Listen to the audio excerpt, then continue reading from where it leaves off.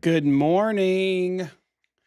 I hope you guys are recovered from the frost and the freeze. It was really cold here. Why don't you, if you're waking up and just joining, maybe you're joining for the first time.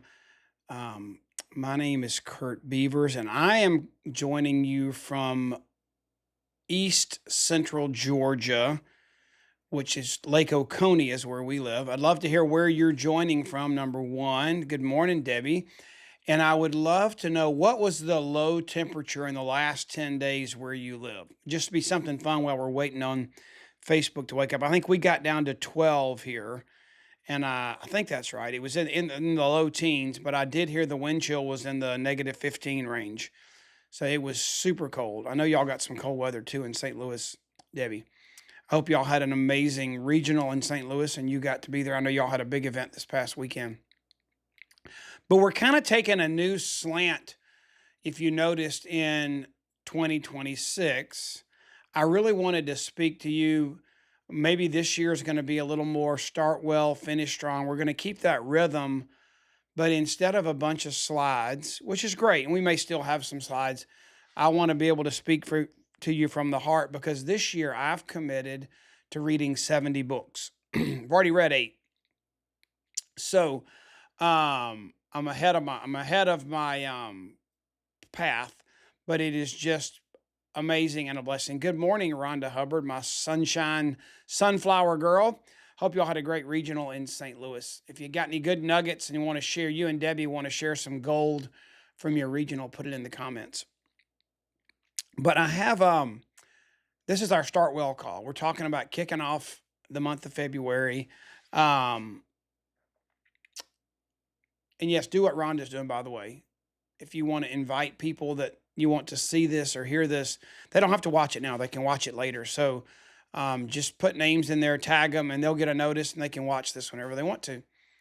Um,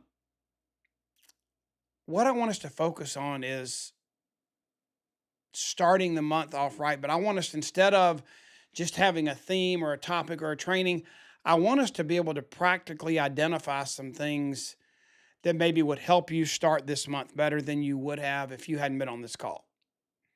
I know I can pump you up, I can rah-rah you, but this year, I want to really focus in on maybe asking you some probing questions from these amazing books that I'm reading. They're pouring into and challenging me. I feel stronger, more equipped, more deeply ready for a journey ahead than ever.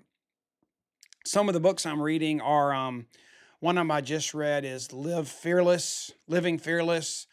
I read a book called From Strength to Strength. I read one called something about the 23rd Psalm. That's one I'm reading right now. I'm almost finished with by Phil Keller. I read Who Moved My Cheese Again. I read the Trust. What's it? The Trust Quotient. What is it called? Atomic Habits. I read again. Leader's Greatest Return. Stand Firm and Act Like Men. We're teaching a Bible study on that. So if you got a good book to recommend, I'd love to hear it because I believe the best places we get information and recommendations are not from Chat GPT, but are from those people that we trust. That's why our business model is amazing. But anyway, I want to give you some nuggets and let's focus on February. So what are talking points? If we need to have conversations, what are some talking points that are good for February? Heart health. It's it's kind of cool that, heart health, it's like Cupid, Valentine's, appreciate your special soulmate that God's put in your life, that your spouse or your fiance or that special person. I mean, we even in our house, we even love on our dogs because we love our dogs and they get a Valentine's treat too. But it's Heart Health Month and Heart Awareness Month. So they're good, like talking points. I was talking to, I think, Henry and Jennifer Hageman yesterday, and we talked about how, guys, you got to go where your strength is, where you can add the most value to build rapport and trust, to build your army. And like Jen's a horse person, and Henry was talking about having to take care of aging parents, and how do you live? How do you live healthy on a budget? They're all kind of topics that we can jump into. But this month, if you're a social media person, which I'm not, I mean, here we are on YouTube and Facebook, but I am not a TikToker, dance, jiggle, wiggle, and everybody's going to like my videos. That's just not me.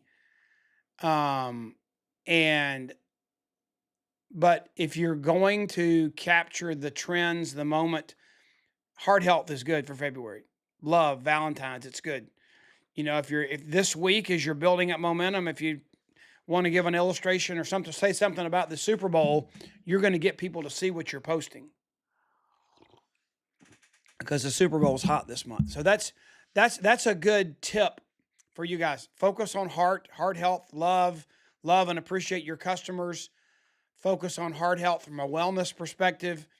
And the company's got some cool things we're going to talk about before we get off the phone.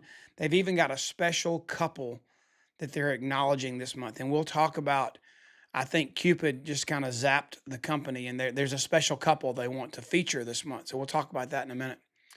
But the question I want you to ask yourself, and this, I mean, I want you to know me for a minute in that, you know, here's my Bible sitting right here on my desk. And yes, I love God's word, and it is the number one source of truth for me.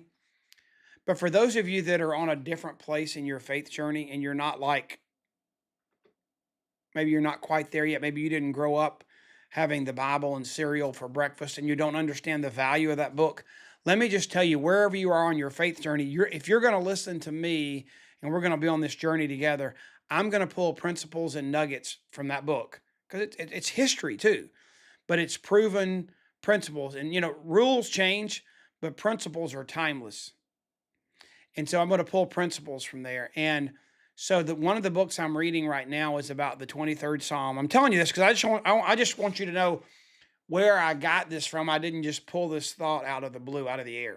That's important for me because I didn't just like think this up and have a wow idea. So I'm sure that even no matter where even if you're just a Christmas and Easter churchgoer, you've probably heard of the 23rd Psalm and about the Lord being your shepherd. And it's crazy all throughout Scripture. There's this picture of sheep and shepherds, and they're at the manger when Jesus is born. There's shepherds all over the place throughout Scripture. And if you know, in our modern day, up until about 20 years ago, I could say that I had never seen a live in-person illustration of a shepherd taking care of his sheep. Now that changed for me. I went to Ireland and we stayed in a Christian community. It was called the Glass Drummond House. And out one window, you could see the Irish Sea. And out the other window was this hillside of maybe 4 or 5 different flocks of sheep with a shepherd taking them through the hills. I mean, I saw it firsthand. And then we also went skiing in Park City, Utah. My family did. And there's a 60,000 acre sheep ranch. It's the largest sheep ranch in the United States.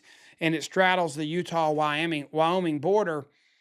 And there we went snowmobiling on this sheep ranch. The sheep were actually huddled up in barns and stuff because it was cold.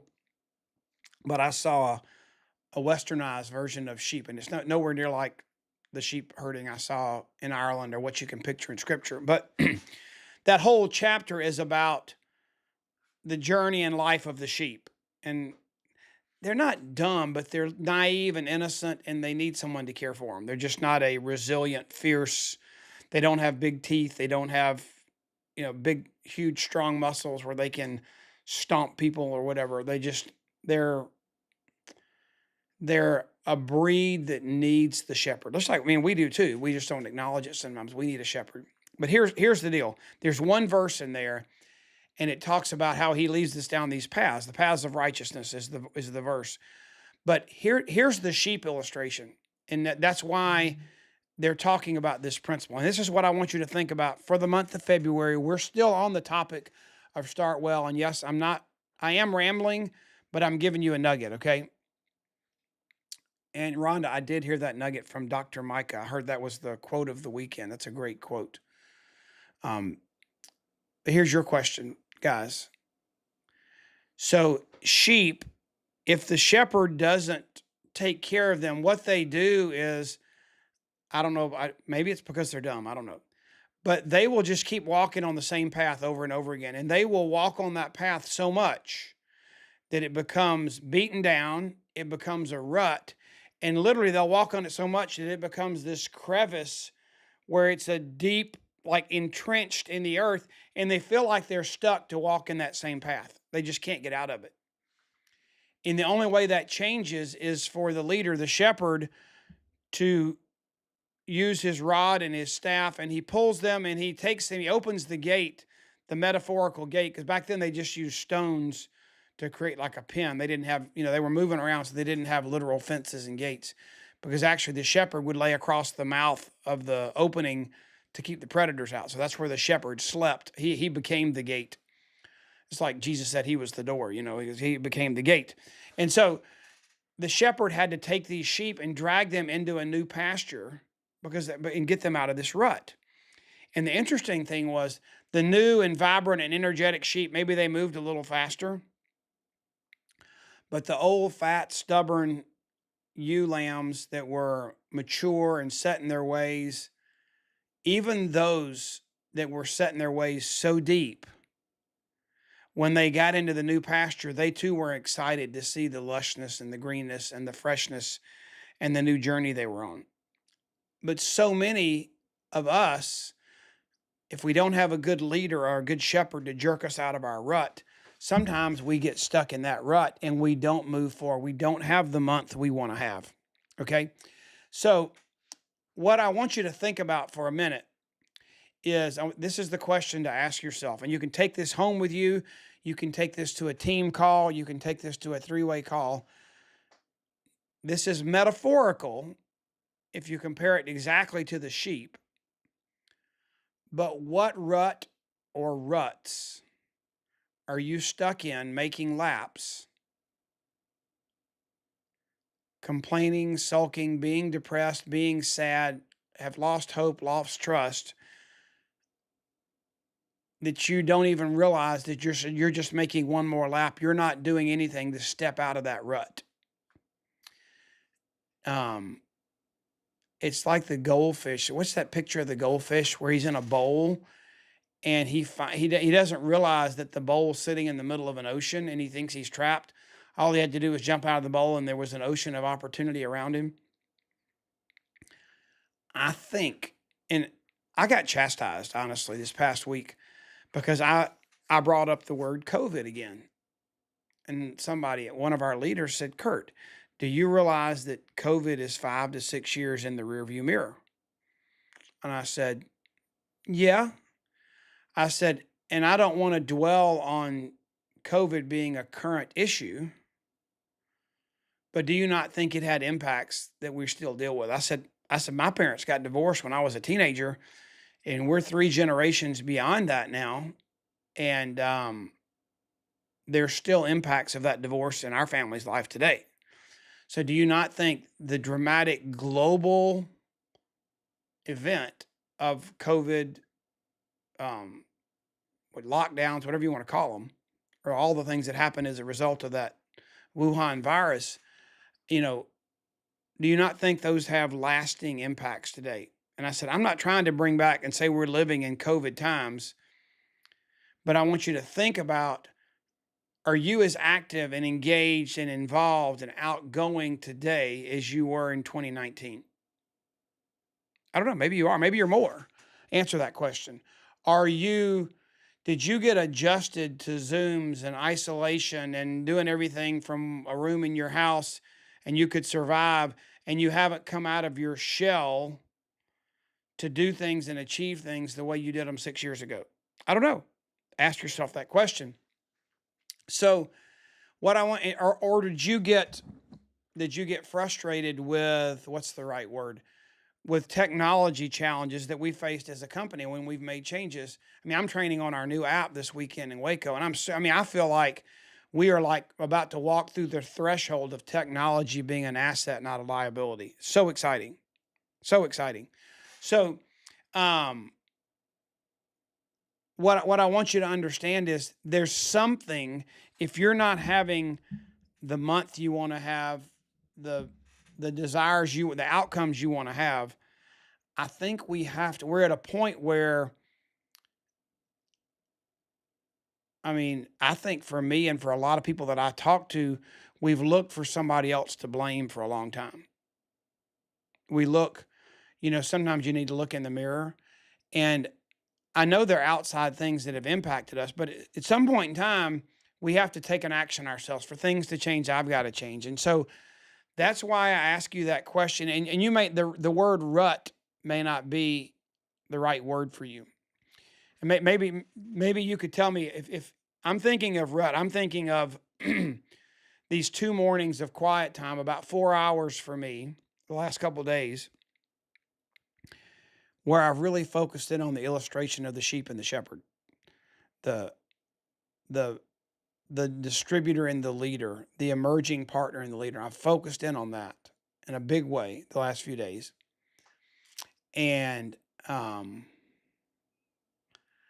rut is my example. There's this sheep, and they're just wearing out this old pasture when, if they were to step out of that and talk to new people, talk to fresh people, go eat the greener grass, there's opportunities there, but they're in this comfort zone, in this rut, and they just kind of if they just stay here, things are going to change. That's my perspective. But let's talk right here. Let's have comments. Okay. Let's have people post right here. I know you can't talk out loud with me right this minute, but you can type your thoughts. You can say things right here in these comments. Do any of you feel like you've been stuck? That you've been the consequence of what COVID, what a technology debacle, what frustrations and lack of hope, belief, and trust, what has that done to put you in this rut? It's just the way things are. When the world outside of my little lap, when that gets fixed, my lap's going to look great again. I'm going to keep running my lap, and at some point in time, it's going to get better. But for things to change, you got to change. So what in this month of February, what can you identify as a rut you're stuck in? And I'm totally fine. This is not just Youth Plus. Is your marriage stuck in a rut? Is your parenting of your children or adult children stuck in a rut? What do you need to do to get out of that? Okay. So new month, new to start, new new vision, new fresh. So here's a couple things the company's doing. So I want you to keep processing that, the rut. Max Lucado is a great book. Are you asking Max to join us? That'd be great if Max joins us. Kathy Fulton has put Max Lucado in there, but it's a great book. Oh, you're referencing his book. I got you. No, Max is a great author and a great speaker. So what are we going to do about it? For me, one of the things I'm working on is being more alert. This is me being vulnerable here today. Okay. So, this year, abundance is my word, because I felt like we were living, coming out of COVID, going through this digital transformation. I felt like we were all had settled, like we'd lost trust and hope, and we'd all settle into this. We were living in a scarcity mindset of how little we had versus the abundance that was before us. But in order to have the abundance, you got to go get it. So my word for 2026 is abundance. And so one of the things that was spoken to me, I mean, I don't know about you guys, but November and December is kind of my reflection time. Thanksgiving to New Year's is kind of like quiet for me. You got kids and Christmas and all that stuff, but you don't feel like you're in like aggressive productivity mode. You're like winding down to start back up again. So this is what hit me. It was, of all God. Well, first of all, I'm thinking, God, who do you want to join my team? Who do you want me to partner with what you've given me, God? Who can I influence? Who do you want me to partner with that I can positively impact their health, their finances, maybe their marriage, maybe their self-confidence, their personal growth? Who are those people you want to partner me with this year? New. So who do I need to partner with? And so I began to think about that, and I got convicted that in my past, or maybe recent past, maybe I've been a little too judgmental, that I was trying to be exclusive in who I was willing to work with instead of working with who God put before me, if that makes any sense at all. Um, this was the word that came to me, and this may not register with you, but it's like I would see somebody, I'm like, I don't know, they just, they'll never buy Juice Plus. I mean, I just don't see them being an entrepreneur, so you just don't give them the time of day, maybe. Okay, I'm just talking out loud with you here. So what that was registering with me, and it's like, Kurt, you know what? God loves that person as much as He loves you. Loves you. Maybe y'all are different, but you're not like they're not somebody that wouldn't succeed in this. Give them a chance. Give everybody a chance. That's what in the beginning it was like. Don't prejudge anybody. Put everybody on your memory jogger. And the longer you got in this, I feel like I began to like prejudge who would and who wouldn't. And so the people that I'm talking to right now are some of the people that are like that I would have never like really zoned in on. Like yesterday at the post office, I met a hospice nurse, and she's so excited about our business. Listened to Wendy Campbell last night, and she's from Amsterdam, and it was like I have no idea. I didn't know her from Adam. She wasn't dressed for success. I mean, it was just this little lady at the post office, So God's opened me up to like, Kurt, when you built your business, you talked to everybody. And now when you got successful, you're like being more selective. I want you to talk to everybody because everybody's important to me. And I want you to let me show you who those people are going to be out of that abundance. So that's what's been on my heart. So how are you going to get out of your rut? That's how I'm getting out of my rut, is I'm expanding who's a potential to join me because I'm broadening my net and looking at people that I wouldn't have looked at before. Not because I wasn't like saying they were bad. I was like being very selective and prejudging. How many people would have never recruited Bob Burdick, an 8th grade dropout with a beard down to his waist and living in a trailer, And he's now a 100 Club founder. How do you know? Jeffrey Birdie waiting tables before he got in this business. How do you know? Well, you don't. So you got to figure out what your ruts are. Okay. So what are the ruts you're dealing with? Where are you stuck? And I'm going to tell you some specials, incentives, some things the company's doing, and they're doing those to try and get you out of your rut. But you know what? No matter how amazing that carrot that's dangled in front of you, the special of the month is, you still have to decide if you want to put forth the effort to get out, because it's going to take you picking up one foot, stepping out of the ditch, the crevice, and that big first step, like you're climbing a stadium bleacher. You got to get out from where you are up to the new platform, and you got to go. You got to get back in the game, but you can't do it from the ditch. You can't do it from the rut. So here's what the company has for you this month. I'm not going to pull up slides or pictures. I'm going to teach you how to fish instead of buying you fish. I'm not going to give you the picture. What I'm going to tell you is if you go to boards, and if somebody in the chat wants to post the link, in boards, there's a what's hot, and it's going to give you all the new things that are going on for February. Okay? And in the month of February, we have 2 major specials. One is there is a new super couple the company is acknowledging and really putting front and center. And that new super couple is Super Biome, has strong affections right now for superfood. And they're not married, I don't think, but they're together for right now. We've got the super couple is Superfood and Super Biome because it's a super couple. And if you buy Super Biome, you get free superfood. So you get one and you get the other. You buy Super Biome and you get free superfood, or you buy superfood and you buy one, get one, you get more superfood.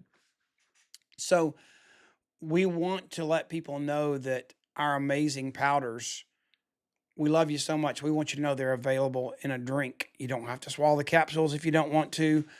Drop it in a bottle of water. You can even put it in the same bottle of water with your prebiotic Super Biome.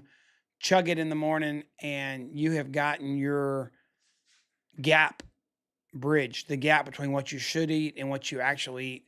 that superfood powder is doing that. So we got that special with the product. That's how you can love on your people. You can introduce them to the super couple, or they can do superfood, buy one, get one. Okay. Next is, what are they calling it? Is it double up? Double something. Thank you, Leela, for posting that. I'm going to go back to my board because I know where it is. I have it on my phone and it is right there. Okay, so they're calling it a double play incentive. So we got a super couple and we got a double play. So it's not baseball season yet. I don't know if double play is the right word, but I think you can double play in a lot of things. But I think a baseball one, I think a double play. But in this scenario, it's like doubling your title rewards. It is doubling your points for Punta Cana. It's like really making it awesome. How about all those people you recruited last month when we had the free we had the free application fee. $52 was waived last month. So they're on board and now they can jump in and double their title reward for Partner Plus. They can double their title reward for to get into QSC. It's crazy how big the money is, what they're doing. And the title reward for sales coordinators increased too. And then all your Punta Cana trips points are doubled. Okay. So I want you to know those are on the table for you. Those are the carrots that are getting dangled. But you know what? It doesn't matter how big the carrot is. You have to realize for things to change, you got to change. And here is, maybe this little stat will make some impact on you too. In our industry, this is, and especially in our company, these stats are true. You can go out and get a customer and you get one new customer in your business. Okay. And so every customer is a great customer and we love you whether you do a little bit or a lot, and that's great. So you focus your efforts, you go out and get a customer. If you focused your efforts in going out and getting a partner, the average partner has 3+. I don't know, it's 3 point something customers. So you're getting at least 3-to-1 benefit. Plus your customer retention is way higher when someone's a partner. That family comes on board, you're building a healthy family. They partner plus because that healthy family does enough business to partner plus with the company, and they get their own sales profit. They get the commission back as a partner, as a partner plus, and you get 3-to-1 the benefit. And I have challenged all of our amazing leaders, including myself and my wife and our team. I've challenged all of our amazing national marketing directors this month to get 5 new partners. That doesn't mean 5 personally. It could be, you could go get 5 partners personally. That's how Lori and I started our business. We recruited 5 people our first month. And the cool thing about what that was, is they were all at the same need and developmental level for training because they were all just getting started. So we got to train them all together. So sometimes doing 5 at once is not any harder than just doing one because you're teaching all 5 the same thing. So that's a good thought for you. But what I've challenged my leaders is, we're all in this together, is to get 5 new partners to join in your NMD Open. So I think of an NMD, and they're an amazing leaders, and they're leading leaders. And so when I'm talking to somebody, I'll ask them, who's your upline national marketing director? Because I think that if I'm talking to Susie or whatever, I think when I'm talking to Susie, it's like, okay, Susie, who's your upline national marketing director? Because Susie wants help and I want to help her, but I also want to bring in her first line of defense, So I want to know who her upline national marketing director is. So that's how I cast this vision for the month, was I want each national marketing director over the people you lead, and that's under you, but not under another national marketing director. So who are the people that look to you as their first level leader of, that you're the first line NMD leader in their upline? That whole group. And some of those are huge. I mean, hundreds of people, thousands of people sometimes. I want you to be the leader. And I want you, my challenge is, let's get 5 new partners. This is getting out of the ditch, guys. This is getting out of the rut. Because if there is a lingering impact of the COVID era in our industry and our business today, is sales are fine, but the isolation of a couple years hurt recruiting. And we got to get out of the rut of just selling and not selling and recruiting, because when you recruit, it's a 3-to-1 benefit over selling alone. Okay. So why don't we each leader commit to getting 5? You can get 5 yourself, or you could get 1 yourself and call 4 people and say, I want to help you. As many 3-way calls or whatever we need to do. Who's going to be the new person you're going to bring on board to get you out of your rut? Let's break through. I mean, you used to recruit like a sailor, and you had a new crew on your ship every month. Something has stymied you or stifled you, and I want to partner with you this month. The way I see I need to help you get out of your rut is you need a new partner on board on your team. So my challenge is for all of our leaders to get 5. And if you're not one of those national marketing directors and you're just listening today, and you have an amazing leader, call that leader and say, I'll get one of those 5.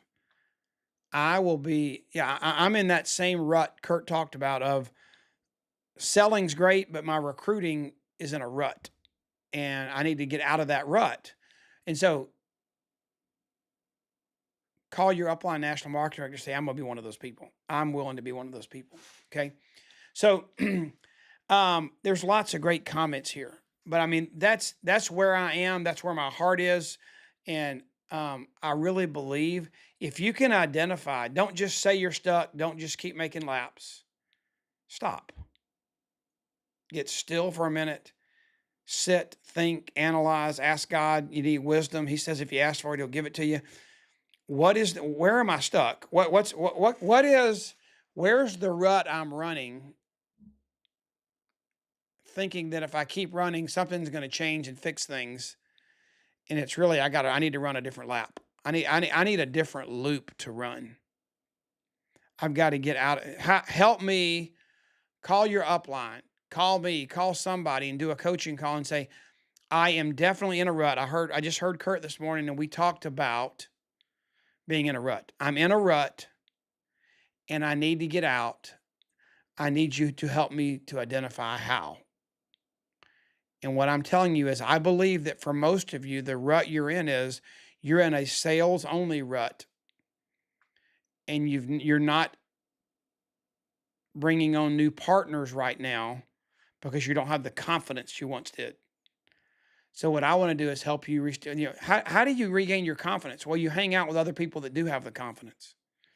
You bring in confidence from a third party, from a mentor, from someone who has the confidence, and you let them pour into you. But the biggest thing you can do to have impact fast is you let that person that has the confidence right now. You're scared to charge hell with a squirt gun, and they're not. They've got their squirt gun ready and loaded, and they'll charge with you. Put them on a 3-way phone call and let them squirt their squirt gun while you're getting yours loaded. Okay? That's what a 3-way phone call does. It takes somebody that has more belief, confidence, success, experience than you do, and they talk and lead while you're learning instead of trying to get a textbook out or watch enough YouTube videos or watch enough Zoom calls to learn, and then you're going to say, sick 'em. No. Sick 'em right now, but take the big dog with you, okay? You don't have to go it alone. I think that's how most of you can get out of your rut, is you identify it, you realize that you're selling and you're not recruiting, you're working on you're working on addition, add a customer, add a customer, add a customer, and the glory and beauty of this business is when you multiply.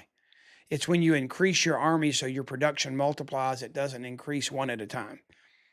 The true benefit of network marketing in our industry is that instead of traditionally, you just add a customer, add a customer, add a customer.